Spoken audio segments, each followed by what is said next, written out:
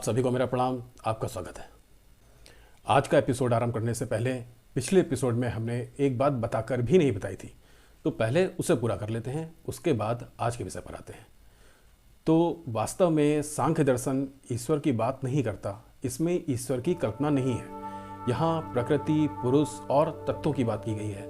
लेकिन अन्य दर्शनों में जिसे ईश्वर कहा गया है, यहाँ पर सांख्य में हमने उस तत्व विशेष के अन्य दर्शनों के अनुसार ईश्वरीय रूप के बारे में भी बताया है। जैसे हमने ब्रह्म के बारे में बताया, महाशक्ति के बारे में बताया, महाविष्णु के बारे में बताया और अंत में समाधि द्वारा चेतना की परम अवस्था अर्थात शून्य अवस्था की बात की थी। शून्य अवस्था अर्थात अस्तित्व के रूप में वह अवस्था जो नहीं होते हुए भी है और होते हुए भी नहीं है, अर्थात जो है भी और नहीं भी। और अस्तित्व की इस अवस्था में जिस तत्व का अनुभव होता है वह शिवत्व है, वही शिव है। इस आयाम में समय का भी अस्तित्व नहीं होता, बोध नहीं होता, यही परमानंद की अवस्था होती है।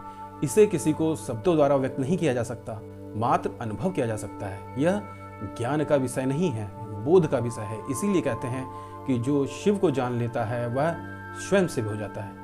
अब इससे आगे इस विषय पर किसी और एपिसोड में विस्तार से चर्चा करेंगे। सांख्य के अनुसार 3 प्रमाण माने गए हैं, एक प्रत्यक्ष प्रमाण, दूसरा अनुमान प्रमाण और तीसरा शब्द प्रमाण। सांख्य के अनुसार समस्त प्रमेयों का ज्ञान इन 3 प्रमाणों से हो जाता है। यद्यपि समय के साथ अन्य दर्शनों में और भी प्रमाण लिए गए हैं। तो चलिए अब आज के विषय पर आ जाते हैं। वास्तव में हमारा धर्म, हमारी संस्कृति, हमारी व्यवस्था, हमारी परंपराएं, हमारी आस्था आदि सभी कुछ एक ब्रह्मांडीय व्यवस्था है। सबका आधार यह ब्रह्मांड ही है। सभी कुछ ब्रह्मांड के आरंभ से लेकर ब्रह्मांड के अंत पर आधारित है। जैसे हमारे ऋषियों ने ब्रह्मांड को बहुत सूक्ष्म और विस्तृत दृष्टि से देखा। उन्होंने इसकी व्यवस्था, संतुलन और निरंतरता को देखा, जीवन के अस्तित्व को देखा। उन्होंने देखा कि जब पिंड एक दूसरे से बंधन में बनते हैं, बंधन अर्थात एक ऐसा माध्यम जो 2 चीजों को एक साथ जोड़ कर रखे, उनका आपस में योग कर दे, उन्हें एक इकाई के रूप में परिवर्तित कर दे, तभी वे पिंड मिलकर एक व्यवस्था का निर्माण करते हैं। तब जाकर जीवन का निर्माण होता है। हमारा सौरमंडल और पृथ्वी इसका प्रत्यक्ष उदाहरण है। इन पिंडों की प्रकृति चाहे जैसी हो, किंतु जीवन के निर्माण में उनकी बराबर भूमिका रहती है। इसके लिए वह निरंतर संतुलन में बने रहते हैं। उनकी ये निरंतरता, बंधन और संतुलन ही इस पृथ्वी पर जीवन का आधार है और इस बंधन के टूटते ही इस व्यवस्था का अंत विनाश के रूप में होता है।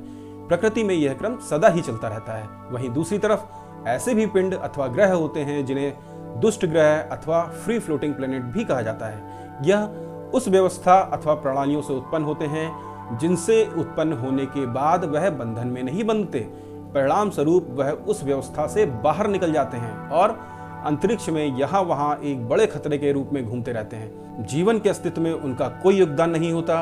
अस्तित्व के रूप में वह स्वयं के लिए भी निरर्थक और मूल्यहीन ही सिद्ध होते हैं। आज तो आधुनिक विज्ञान भी इन सभी बातों को प्रमाणित करता है। हमारे ऋषियों ने सूरज, चांद, तारों, ग्रह और नक्षत्रों से लेकर पृथ्वी पर भी नदी, पहाड़, वृक्ष, धरती, वायु, अग्नि सभी को एक विराट, विस्तृत और सूक्ष्म सभी प्रकार के दृष्टिकोण से देखा। यह सभी इस धरती पर जीवन का आधार है। निश्चित रूप से यह सभी निर्बाध, निरंतर और बिना किसी भेदभाव के सभी प्राणियों पर, जीवधारियों पर बिना किसी स्वार्थ के समान रूप से अपनी कृपा प्रदान करते हैं। यह सब देखने और अनुभव करने के पश्चात हमारे ऋषियों ने इन्हीं दिव्य गुणों को आत्मसात किया और एक दिव्य समाज का निर्माण करने के लिए इन्हीं ब्रह्मांडीय गुणों को मानव जीवन का आधार बनाया। यही कारण है कि हमारी संस्कृति एक गुण प्रधान और कर्तव्य प्रधान संस्कृति है। इसका आरंभ उन्होंने स्त्री और पुरुष से किया। पूर्ण चेतन स्वरूप होते हुए भी, एक बार फिर से कह रहा हूँ, पूर्ण चेतन स्वरूप होते हुए भी, अर्थात स्त्री को प्रकृति की तुलना में जड़ मत समझ लीजिएगा। तो आगे चलते हैं। स्त्री में प्रकृति तत्व की प्रधानता होती है और धरती पर प्रकृति का नेतृत्व स्त्री ही करती है। आज का विज्ञान भी हार्मोन्स के रूप में इस विशिष्टता को विस्तार से बता चुका है। आज यह कोई रहस्यमय बात नहीं है। अतः हमारी व्यवस्था में एक ब्रह्मांडीय व्यवस्था के अनुसार स्त्री पुरुष के विवाह बंधन की परंपरा बनाई गई। विवाह शब्द का अर्थ है विशिष्ट प्रकार से वहन करना, अर्थात इस बंधन को विशिष्ट प्रकार से वहन करना। और बंधन का अर्थ हम पहले ही बता चुके हैं, एक ऐसा माध्यम जो 2 चीजों को एक साथ जोड़ दे, उनका आपस में योग कर दे, उन्हें एक इकाई के रूप में परिवर्तित कर दे। अर्थात स्त्री और पुरुष का एक हो जाना, और यह बंधन देह के स्तर पर नहीं अपितु चेतना अर्थात आत्मा के स्तर पर होता है।